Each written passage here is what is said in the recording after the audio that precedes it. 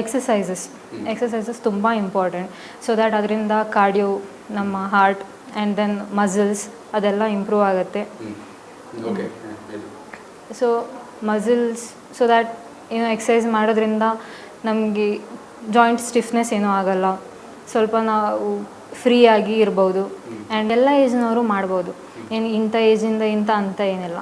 Daily at least ಒಂದು 15-30 minutes ತನಕ exercise ಮಾಡಿದರೆ ಒಂದು ಮನುಷ್ಯನಿಗೆ ಒಳ್ಳೆಯದು, ಈಸಿ. ಸೊ ದ್ಯಾಟ್ ಇದು ಹೇಳ್ದಲ್ಲ, ಕಾರ್ಡಿಯೋಯಿಂದ ಎಲ್ಲ ಯೂಸ್ ಆಗುತ್ತೆ, ರೆಸ್ಪಿರೇಷನ್ ಎಲ್ಲದು ಇಂಪ್ರೂವ್ ಆಗುತ್ತೆ.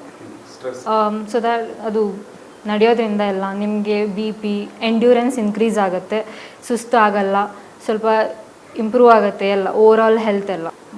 ಸೊ ಡೈಲಿ ಎಕ್ಸಸೈಸ್ ಮಾಡಿ, ವಾಕ್ ಮಾಡಿ, ಹೆಲ್ತ್ ಚೆನ್ನಾಗಿ ನೋಡ್ಕೊಳ್ಳಿ ಅಷ್ಟೇ, ಫಿಸಿಕಲ್ ಹೆಲ್ತ್. ಒಳ್ಳೆ ಫುಡ್ಸ್ ತಿನ್ನಿ, ಜಂಕ್ ಫುಡ್ ಸ್ವಲ್ಪ ಅವಾಯ್ಡ್ ಮಾಡಿ. ಈಗ ರೀಸೆಂಟಾಗಿ ಯಾವ ರೀತಿ ಪೇಷಂಟ್ಸ್ಗಳು ನಿಮ್ಮ ಕಡೆ ಬರ್ತಾ ಇದ್ದಾರೆ ಜಾಸ್ತಿಯಾಗಿ? ಯಾವ ಥರ ಪ್ರಾಬ್ಲಮ್ ಇರೋದು ಜಾಸ್ತಿ ಅಂದರೆ ಸ್ಟ್ರೋಕಿಂದ, BP ಇನ್ಕ್ರೀಸ್ ಆಗಿ, ಸ್ಮೋಕಿಂಗ್, ಆಲ್ಕೋಹಾಲ್ ಅದೆಲ್ಲ ಜಾಸ್ತಿಯಾಗಿ ಅವರಿಗೆ ಸ್ಟ್ರೋಕ್ ಆಗುತ್ತೆ. ಸೊ ಅಂಥ ಪೇಷಂಟ್ಸ್ ನಮಗೆ ಜಾಸ್ತಿ ಬರ್ತಾ ಇದ್ದಾರೆ. ಸೊ ಅದನ್ನು ಅವಾಯ್ಡ್ ಮಾಡಲಿಕ್ಕೆ ಏನು ಮಾಡಬೇಕು? ನಾರ್ಮಲಿ ಸ್ಮೋಕಿಂಗ್, ಏನೇ ಬ್ಯಾಡ್ ಹ್ಯಾಬಿಟ್ಸ್ ಇದ್ದರೂ ಅದನ್ನು ನಿಲ್ಲಿಸಿ.